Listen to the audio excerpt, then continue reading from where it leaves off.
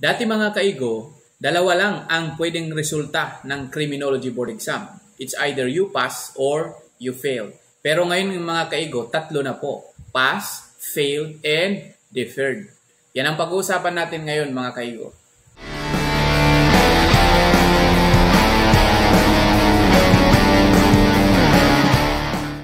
Hello mga kaigo! Welcome po sa ating YouTube channel na Criminology Talks. Ako po si Dean Eisenhower at nagdi-discuss po tayo ng mga topics related po sa criminology and criminal justice. Sa mga ngayon lang bumisita at mga matagal na nating taga-subaybay or taga-panood ng mga videos natin, please do subscribe at mag-like na din para palawakin natin itong munting criminology community natin sa YouTube.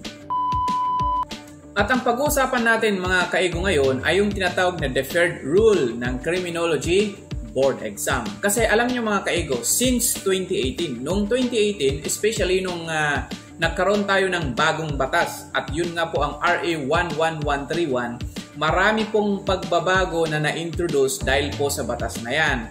Kasi dahil sa batas na yan mga kaigo, tatlong pangunahing aspeto po ng criminology dito sa Pilipinas ang nagkaroon ng pagbabago. Ito ngayon, ang una mga kaigo is yung criminology profession dito sa Pilipinas. Ang pangalawa, yung kurso, yung Bachelor of Science in Criminology. At ang pangatlo nga is yung Criminology Board Exam. Kaya palagi kong sinasabi na meron na pong bagong mukha ang criminology dito sa Pilipinas because of RA 11131. Merong mga bagong polisiya, merong mga bagong regulation at mga standards dahil sa RA 11131. Okay? Pero dun sa tatlong pangunahing aspeto mga kaigo, mag-focus muna tayo sa Criminology Board Exam. Pati po ang Criminology Board Exam, meron pong mga pagbabago. Tulad ng nasabi ko kanina na noon, before RA 11131, there are two possible results. Pag nag-board exam ka sa criminology, it's either you pass or you fail. Yan lang naman. Okay? At dahil sa RA 11131, nadagdagan po, ito yung tatag na ma-deferred ang resulta. Hindi ka muna papasa, hindi ka muna babagsak kasi there are conditions. Okay? At yung sinasabi ko na bagong polisiya regarding nga sa deferred rule ay mababasa po natin yan sa section 17 ng RA 11131. Ganito po yung mababasa natin tungkol sa deferred rule. So hindi po ito ang buong section 17 ha. Kinuha lang natin yung about sa deferred rule. In case the examinee obtains a weighted average rating of 75% but has a grade below 60% in any of the subjects, the result of the examination shall be deferred. Shall be deferred, and the examinee shall be required to retake the particular subjects. So ang mangyayari sa deferred, okay, pag ang resulta ng exam mo ay deferred is meron ka kasing subject na ang rating mo doon is below 60. Ganito kasi ang deferred rule. Ganito ang deferred rule mga kaigo. Nung una, kahit pa below 60% ang rating mo doon sa mga 6 areas, as long as nakakuha ka ng 75% general weighted average mo na yan, pasado ka.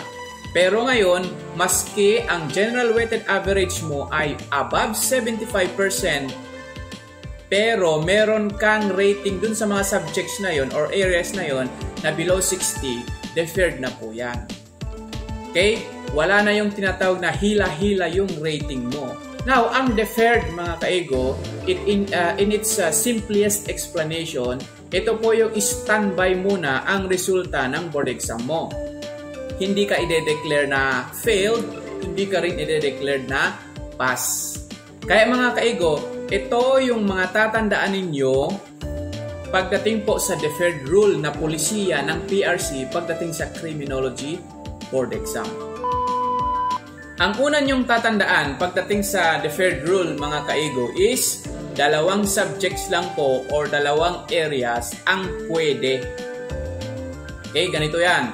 Kapag meron kang dalawang subjects na below 60% ang grade mo or rating mo, pwede pang ma-deferred ang sinasabi ng batas, pwede pang i-deferred ang iyong result ng examination mo or criminology board examination mo. Pero syempre tatandaan ninyo, as long as yung weighted average mo is above 75%. Okay? Ngayon, ang pangalawa, ito na ang pangalawang tatandaan ninyo. Ano ang mangyayari kapag 3 or more ang binaksak mo dun sa 6 na subjects? Kasi 2 pwede pa. Pag 3 na meron kang below 60% na rating or grade, pero umabot ng 75% naman yung weighted average mo is pwede pa. Hindi na pwede. Ano ang sabi ng batas? Failed na po yun. So ito ang sabi ng batas. Any examinee who failed 3 or more board subjects shall be deemed to have failed the board examination. So 3 or more, 3 pataas, kahit pa meron kang 75 weighted average, kung meron kang 3 subjects na below 60% ang grade mo, baksak na po yun. So yun ang pangalawang tatandaan ninyo. Ang pangatlo na tatandaan ninyo mga kaigo is, ano ang mangyayari pag na-deferred ang resulta ng board exam mo? Okay? Ang gagawin mo po mga kaigo is kung ano lang yung subjects na meron kang below 60, yun lang po ang i-retake mo. Tandaan, halimbawa sa CLJ, kung ang CLJ ay meron kang halimbawa 50% na nakuha, yun lang po ang uulitin mo in the coming next board examination. Hindi mo po uulitin lahat. Yung isa or 2 na subject ang uulitin mo. Yan po ang pangatlo na dapat yung tandaan mga kaigo. Ang pang-apat mga kaigo is yung i-retake mo na subjects is halimbawa isang subject ang meron kang below 60%, kailangan po makakuha ka, pag ni-retake mo kailangan pong makakuha ka ng 80% and above or at least 80. Naintindihan? Kasi pag hindi mo nakuha yung sinasabi ng batas na 80, yan, failed ulit yan. Okay? So, 80% ang kailangan mong makuha ng rating pag ni-retake mo na yung subject na yon na which is below 60%. So, tatandaan nyo yan, 80% dapat ang makuha mo. 2 or isa lang, 80% ang kailangan mo makuha. Ang panglima na kailangan nyong tandaan is binibigyan ka po ng 2 taon para i-retake ang mga failed subjects na yon. 2 taon lang mga kaigo 2 taon para makakuha ka ng 80% para i-exam mo, okay, yung below 60% and of course makakuha ng 80%. Na 2 taon lang.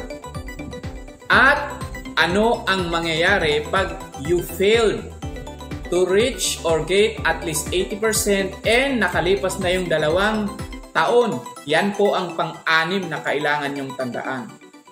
Kapag po hindi mo kinuha yung kapag hindi mo nakuha yung 80% na required ng batas at hindi mo kinuha sa loob ng 2 taon is you are now required to retake all the subjects. Ibig sabihin, failed ka. Kailangan mong ulitin lahat-lahat ng subjects.